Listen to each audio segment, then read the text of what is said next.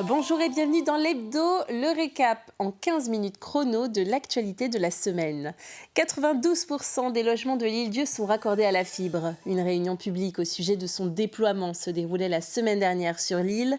L'occasion d'être informé au mieux et de choisir son opérateur. Les caméras de TV Vendée étaient bien sûr présentes. La fibre chez nous, il fallait passer la mer. Avec ses 18 km de câbles sous-marins, les îlets sont non seulement fibrés, mais aussi pour la plupart désormais raccordés. Cette réunion publique, c'est en quelque sorte le coup d'envoi du très haut débit sur l'Île-Dieu, un coup d'envoi commercial avec les opérateurs présents sur place. Auparavant, sur l'Île-Dieu, en dehors de Orange, il n'y avait pas grand monde. Il semblerait qu'avec la fibre, les opérateurs vont avoir une vraie concurrence. Grâce à Vendée Numérique, le département comptait bien n'oublier aucun Vendéen. Je m'étais engagé à ce que tous les Vendéens puissent profiter de cette fibre optique le plus vite possible. Et bien évidemment, les habitants de l'Île-Dieu doivent avoir cette fibre. C'est ce que nous sommes en train d'expliquer ce soir. Déjà sur les 7000 maisons que nous avons à raccorder, 6500 le sont déjà. 100% des habitants de l'Île-Dieu seront raccordés à la fibre avant la fin de l'année. Ça va changer plein de choses. Beaucoup de confort de travail pour les télétravailleurs. Beaucoup de confort aussi par rapport aux résidents secondaires et les vacanciers qui viennent nous voir pendant l'été. Ils sont plutôt preneurs parce qu'ils sont habitués sur le continent d'avoir la fibre. Donc de l'avoir aussi sur l'Île-Dieu, c'est un véritable atout. Depuis plusieurs mois, de nombreux techniciens raccordent la fibre quartier par quartier. Une fois que ce déploiement est réalisé dans la rue, l'adresse de chaque particulier devient éligible à la fibre. Dès que cette adresse est éligible, le client doit contacter un opérateur commercial. Cet opérateur commercial va ensuite dépêcher un technicien pour pouvoir raccorder chaque domicile à la fibre. Cet ancien patron pêcheur, lui, a été raccordé à la fibre en septembre dernier. Avant, ça buguait pas mal et tout, parce que on était à 8 à 10 mégabits en ADSL et on est passé à 433. Et puis l'ordinateur n'est même pas relié, il est en Wi-Fi avec la box qui est dans le garage. Alors ça change tout. La fibre optique, un réseau solide, rapide et fiable, plus que jamais indispensable pour le confort de tous les Vendéens. En sport, c'est l'affaire qui agite le paysage sportif vendéen. Il y a un mois, la Roche Vendée Football annonçait son nouveau projet, le Vendée Football Club. Une ambition et un changement de nom qui fait jaser. Voulu par la Roche VF, une réunion organisée mardi soir par le district de Vendée Football réunissait les 10 principaux clubs du département. Alexandre Lenaour était sur notre plateau pour faire le point sur ces 2 heures de réunion à huis clos. Le plus gros point de discorde porte sur le nouveau nom de la Roche VF, le Vendée Football Club. Selon nos informations, les clubs réunis mardi soir sont à l'unanimité contre l'utilisation du mot Vendée. Ces derniers refusent en effet que la marque Vendée, que beaucoup portent d'ailleurs déjà dans le nom de leur club, ne soit accaparée par un seul acteur. Il faut aussi savoir que selon les règlements de la Fédération française de football, l'affiliation à la FFF peut être refusée si le nom est susceptible de créer une confusion avec une instance déjà existante. C'est en tout cas la ligne de défense du président du district, Jean-Jacques Gazot. S'appeler Vendée Football Club, ça veut dire qu'on s'arroge le territoire. Or, il n'y a qu'une instance actuellement qui est légitime pour parler football sur le territoire, c'est le district de Vendée Football. Donc là, il y a un risque de confusion, effectivement, par rapport à ça. L'appellation de nom, elle est soumise à l'avis du district et de la Ligue. Donc, en l'état, sur l'appellation qui est proposée par le club, je ne validerai pas cette appellation. Je ne transigerai pas par rapport au mot Vendée. Il devrait être associé à soit à La Roche-sur-Yon, soit au Pays Lyonnais, enfin je ne sais pas, mais qu'il ne puisse pas s'arroger l'ensemble du territoire. Coup de force ou hasard du calendrier, lundi soir, la veille de cette réunion, l'Assemblée générale du club de la Roche VF a voté à 80% en faveur de ce changement de nom. Christophe Chabot, le président de la Roche VF, reste lui confiant et ne compte pas faire marche arrière. Le nom Vendée restera.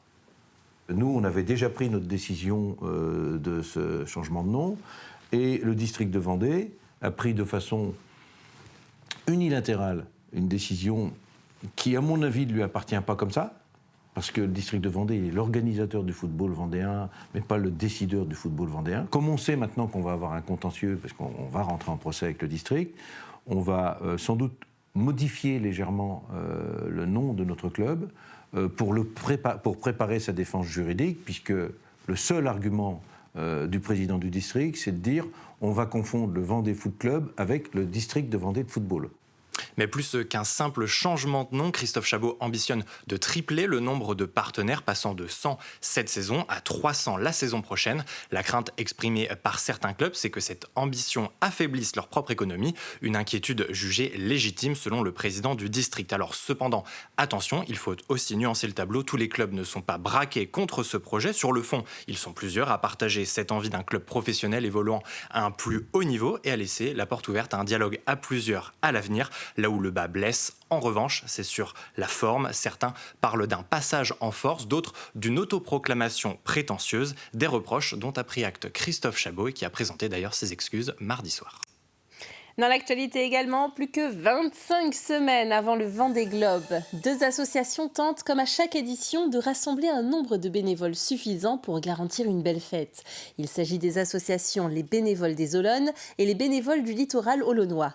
Pour cette année, ils doivent rassembler 400 bénévoles. C'est 100 de plus que l'édition précédente. Il en manque encore 50 à l'appel. Ils aimeraient les trouver avant le 1er juillet afin d'entamer les formations en ce qui concerne par exemple la sécurité ou le secourisme. Le Vendée Globe, depuis quasiment le début, fait appel à nous tous les 4 ans. Et cette année, c'est probablement aux alentours de 400 bénévoles qu'il faudra mobiliser. On en a trouvé, on va dire, les 3/4 sur nos fonds propres. Sur nos fonds propres, ça veut dire quoi? Sur nos adhérents. Les adhérents ont répondu en masse présents pour ce Vendée Globe 2024. Et il nous en reste encore quelques-uns à trouver. On n'a pas encore tous les éléments, donc on attend un tout petit peu. C'est difficile à dire à aujourd'hui, mais peut-être une 50aine. C'est pas grand-chose. C'est pas grand-chose. On les trouvera. Sur la période du Vendée Globe, il est aujourd'hui prévu entre 20 à 60 000 visiteurs par jour, selon les jours, les week-ends beaucoup plus que dans la semaine. Alors c'est des bénévoles pour assurer un certain nombre de choses, mais avant tout c'est la sécurité. La sécurité, le contrôle. Donc ça se traduit par des postes aux entrées, accompagnés d'agents de sécurité, et puis des postes à l'intérieur du village, au PC Presse, en haut des pontons, sur les pontons, au maniement de la passerelle, enfin tout ce qui est un petit peu des zones où l'on doit essayer de filtrer, on va dire ça comme ça. Depuis quelques années, les entreprises peuvent auto-consommer ou revendre à l'État l'énergie produite par des panneaux photovoltaïques installés sur leur toit ou leurs ombrières. Aujourd'hui, elles peuvent localement revendre cette énergie solaire. C'est ce que l'on appelle l'autoconsommation collective, produire de l'énergie photovoltaïque et la revendre à ses voisins. Le Pays de Mortagne est la première communauté de communes à mettre en place ce système dans le département. Elle a créé à cet effet l'Association des énergies locales du Pays de Mortagne. L'association, c'est un lieu de rencontre entre des producteurs et des consommateurs. Et donc, en fonction des besoins du consommateur, selon sa consommation d'électricité, on va essayer de mettre en face les volumes de production et de consommation. Et puis ensuite, on fait la coordination. Et ensuite, il y a une relation contractuelle avec des prix de vente et des volumes qui se fait entre l'entreprise productrice et l'entreprise qui consomme. Attention, le reportage qui suit risque bien de vous mettre l'eau à la bouche. Le restaurant de la Chabotterie se met au diapason des Floralies internationales. Du 17 au 26 mai, le restaurant, qui possède une étoile au guide Michelin, proposera un menu aux notes florales et végétales. Grégoire de Châtillon est passé en cuisine pour nous en donner un avant-goût. Le végétal en folie à la Chabotterie pour le menu des Floralies. Il fallait bien marquer le coup pour cette exposition horticole internationale. Là, le fait que ce soit ici, en Vendée, dans le site même où il y a le restaurant, dans le parc naturel, c'est quelque chose d'assez différent. Et donc c'est sympa, ça va créer une émulation différente encore. On a énormément de jeunes pousses qu'on va accueillir, que les gars vont cueillir dans le parc. Quand c'est le sureau, le début du sureau, l'aquilée, les nombrils de Vénus qu'on a sur les enrochements du restaurant. Tu gardes tout, puis tu mixes avec le reste. Vous leur faites une recette, de toute façon, parce qu'avec ça, vous n'aurez pas assez en quantité. Au programme, un menu fixe du 17 au 26 mai qui ne devrait pas manquer de piquant. On fait une huile d'ortie, donc même préparation que ce qu'on vient de faire avec la coriandre.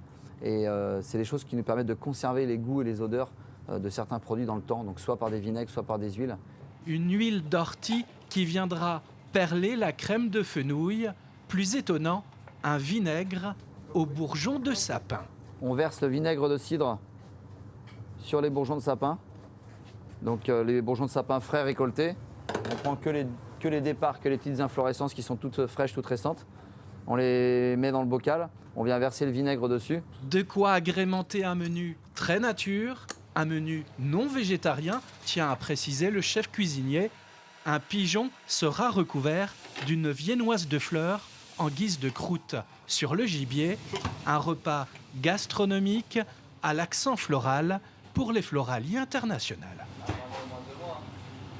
On ne déplace pas comme ça un sarcophage gallo-romain. Le musée de Fontenay-le-Comte en fait l'expérience. Depuis un peu plus d'1 an, il a démarré son titanesque chantier des collections qui consiste à inventorier, classer et protéger l'ensemble des objets. Après les plus petites pièces, c'est au tour des plus volumineuses de quitter le bâtiment avant sa restauration. Cyril Guillet était présent pour assister au déménagement du sarcophage gallo-romain et ses 2 fois 2 tonnes. Après une première tentative infructueuse la semaine précédente, c'est avec beaucoup de précautions que ce sarcophage gallo-romain a été extrait du musée. Attention, hop. Je suis personnellement très émue. Ça fait un petit moment qu'on a engagé ce projet. C'est un projet de longue haleine qui a investi énormément les équipes. On a souhaité orchestrer nous-mêmes le chantier des collections. Quelques musées peuvent parfois le proposer à d'autres partenaires extérieurs. Nous, on a souhaité le maîtriser en interne et on est très heureux, très émus, en l'occurrence en ce qui me concerne, de voir partir cette grosse pièce aujourd'hui. Une opération délicate à répéter 2 fois car ce sarcophage est refermé par un couvercle qui lui aussi pèse pas loin de 2 tonnes. Là, on a fait venir un spécialiste pour pouvoir porter ces 2 fois 2 tonnes, donc le sarcophage, et puis les très grosses pièces sont en train de partir avec cette entreprise. Ce sarcophage fait partie des éléments les plus imposants de cette collection. Trouvé non loin de Fontenay-le-Comte, c'est une pièce exceptionnelle pour l'ouest de la France. Il a été trouvé à Bouillé-Cours-d'Eau au début du XXe siècle, en 1913, par 2 frères agriculteurs qui, en retournant leur champ, en fait, ont mis à jour ce sarcophage. Et puis la ville de Fontenay-le-Comte l'a acheté en 1925 avec l'ensemble de verreries aussi. Jusqu'à maintenant, elle est exposée dans une salle du rez-de-chaussée du musée. C'est effectivement une pièce importante puisqu'elle date de 2000 ans et puis elle est associée aussi à un ensemble de verreries gallo-romaines assez exceptionnelles. Donc tout reviendra à l'ouverture, avant l'ouverture du musée bien sûr, sera de nouveau exposé dans le parcours, différemment, bien valorisé. Voilà. Donc c'est juste un départ temporaire. Ce déménagement marque une nouvelle étape dans la rénovation de ce musée. Une fois toutes les collections mises à l'abri, la réhabilitation complète du bâtiment pourra être lancée avec à la clé une nouvelle scénographie. Le 23 avril, c'était la Saint-Georges, une date attendue par la commune déléguée de Saint-Georges de Montaigu et l'amicale de l'arme blindée cavalerie char de la Vendée. Tout au long de la journée, autour de diverses animations, ils célèbrent le saint patron des cavaliers, entré à la postérité après un acte de bravoure. Saint-Georges, c'était un cavalier qui s'est distingué par sa bravoure, principalement au moment où il a vu une jeune fille qui devait être mangée par le dragon.